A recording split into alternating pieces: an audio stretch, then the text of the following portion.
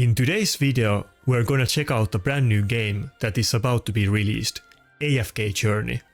I was lucky enough to get a chance to play during the beta test. Thank you for AFK Journey and Lilith Games for sponsoring this video.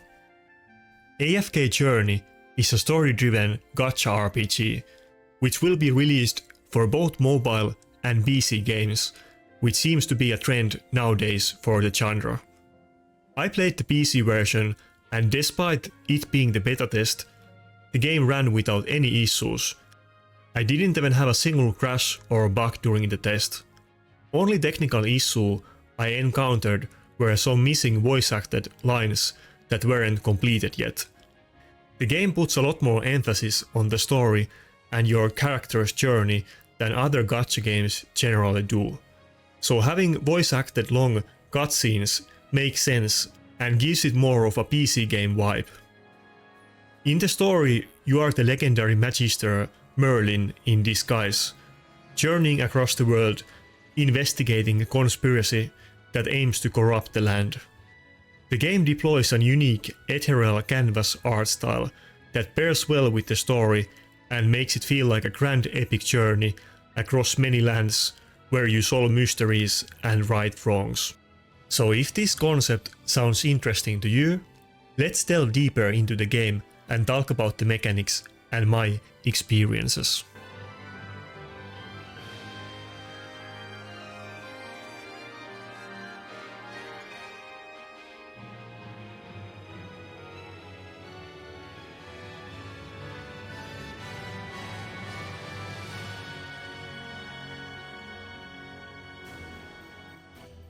So right now I'm at Holystone, which is the main player hub of the first part of the story. And as you can see, even from the way the map and how the game looks, it feels more like MMO than your typical gacha RPG. We can see actual player names here, and you will even see them moving around when they are not AFK. But we are not stationary in a tavern or in dungeons, but we can actually move around the world and we will see other players and so on. And even the art style is a bit different.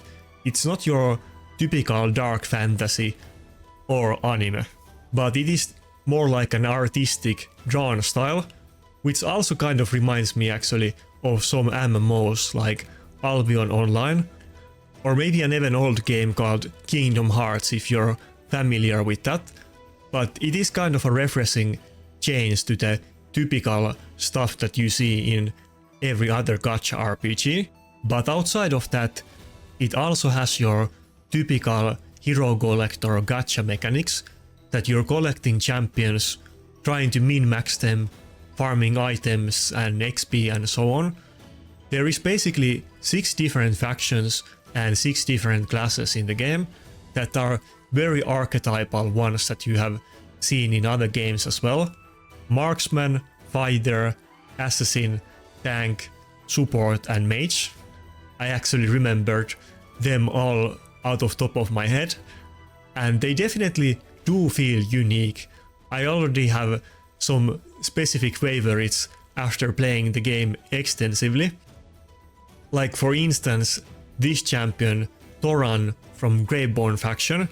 He's definitely one of the better ones for PvP.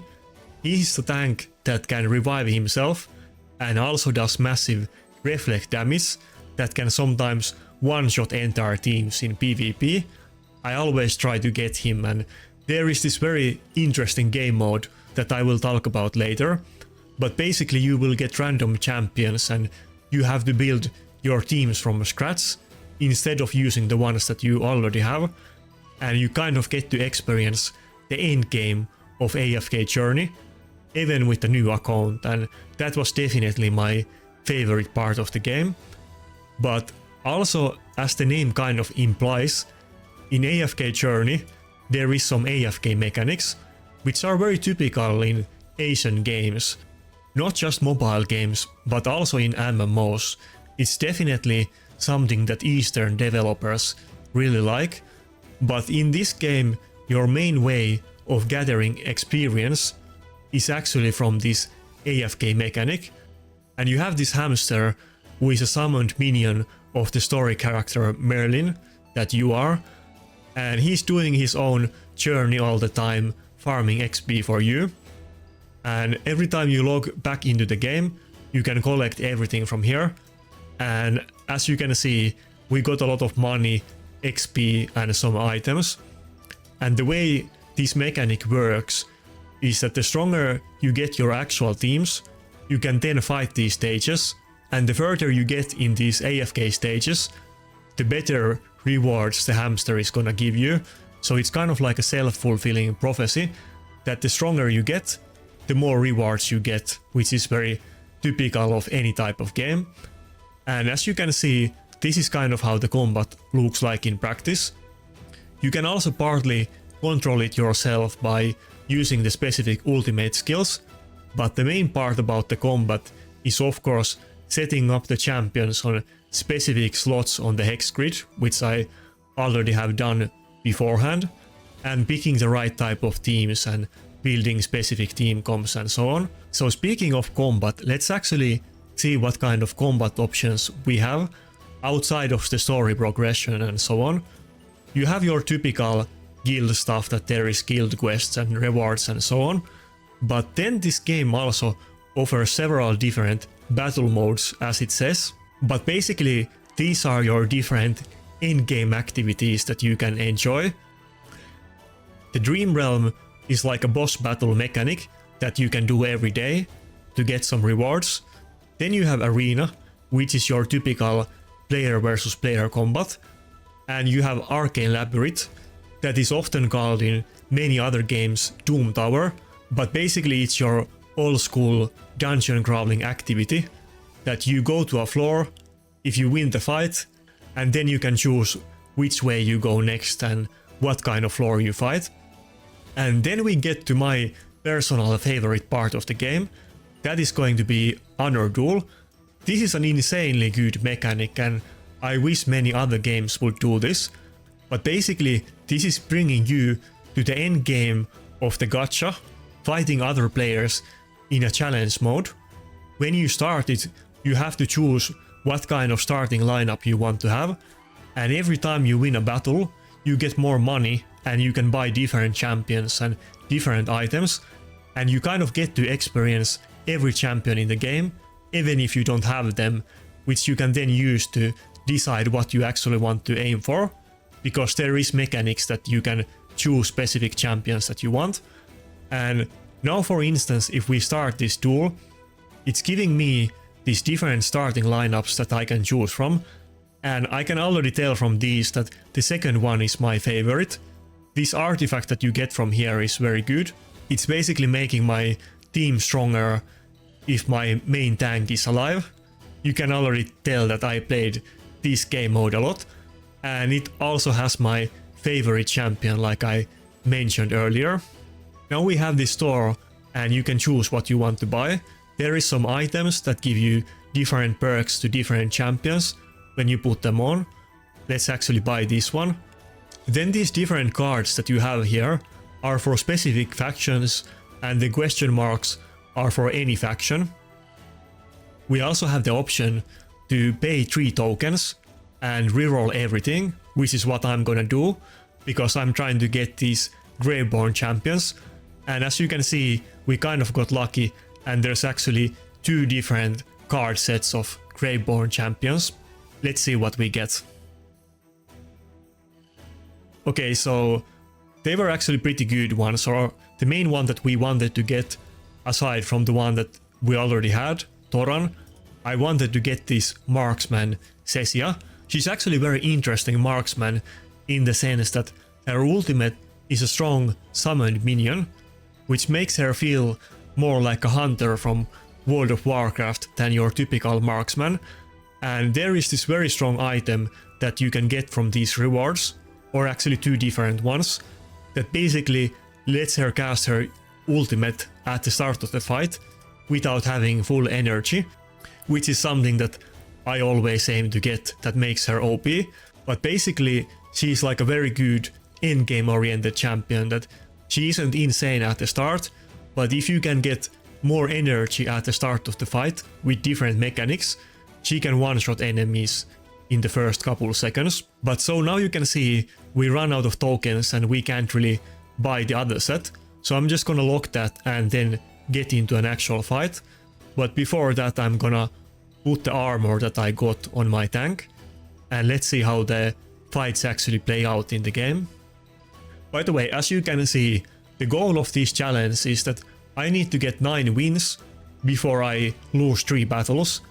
And we're fighting against other players, not AI, so this can definitely be quite challenging, but I really do enjoy it, and I will show you later what rank I am, because I'm sure there weren't that many people who played the Honor Arena more than me during the beta test. So I'm gonna put the tank of course first in my lineup, and I'm gonna put the marksman behind. Ideally later I will get more champions and I will have some other supports or tanks to protect my team. But we kind of have to start without perfect teams, and later on everybody will have much better items and champions in this session, and we can even upgrade our existing champions and the power creep will get very high.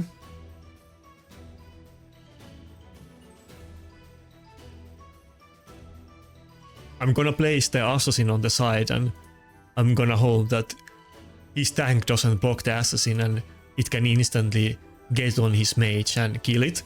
There's also some very interesting both ultimates and items that let your assassin teleport to the enemy backline, and some of them can like instantly drop these champions, and it makes the combinations of specific champions and specific items very interesting. And it's something that always appeals a lot to me in RPG games. I like to min-max and I like to theorycraft, and the Honor Arena game mode definitely gives me that option. So now as you can see, we won the fight and we got 40 tokens. Now we can buy more stuff. So first we're gonna buy the champions that I locked last time. They are kept even when everything else was rerolled. And hopefully we're gonna get some upgrades to the existing champions. Okay, that wasn't quite what I wanted to see, but there is also items that give you bonuses if you're using champions from a specific faction. And as you can see, we got the rank of this assassin upgraded, so I will definitely use him, but there is another assassin on the same faction who I think is much better. And yeah, I could play this Honor Arena session for another hour, but let's not make that video that long. I just want to show you that I actually played this game mode plenty during the beta test. I'm not just saying it for the sake of video, but I'm already ranked 25 in the game mode, and I basically used all the possible tokens that I had for this game mode, and I loved it. One other thing, by the way, that is very worthy of mentioning is that the game has very unique mechanic in the sense of levels, that you basically pick 5 champions and all of your other champions are going to be automatically leveled to the same level as your lowest level champion. So as you can see right now, for instance, this champion, who is a great support, he's level 55 and my lowest level champion. If I upgrade him now, it's gonna upgrade all of my other champions as well, and this makes it so that there is not a big hurdle in changing different champions and trying out different things. It makes it feel a lot more user friendly, and it's very nice for somebody that likes PvP and doesn't really like the grind. By the way, the assassin that I was talking about, which I liked more than this guy, it's actually the girl next to him. She has very good skill for the PvP mode, which basically makes her teleport to the opposite side of the screen at the start of the fight. And if you put some strong items for her, there is some items that she does more damage on the first 15 seconds of battle, and then she does less. If you put that item on her, she can completely destroy some squishy noogers, and I really found it enjoying coming up with these strategies and playing with the mechanics that the game is giving for PvP. So that was my impressions trying out the game during beta. One other part that I should mention is that the storyline and voice acting was very good and much more extensive as you usually have in these types of games, but I didn't really want to focus on it too much and spoil the plot, but I will say that it was very interesting. The game isn't out yet, but you can register from the link in description. Thanks a lot for AFK Journey sponsoring this video. That's it, see ya.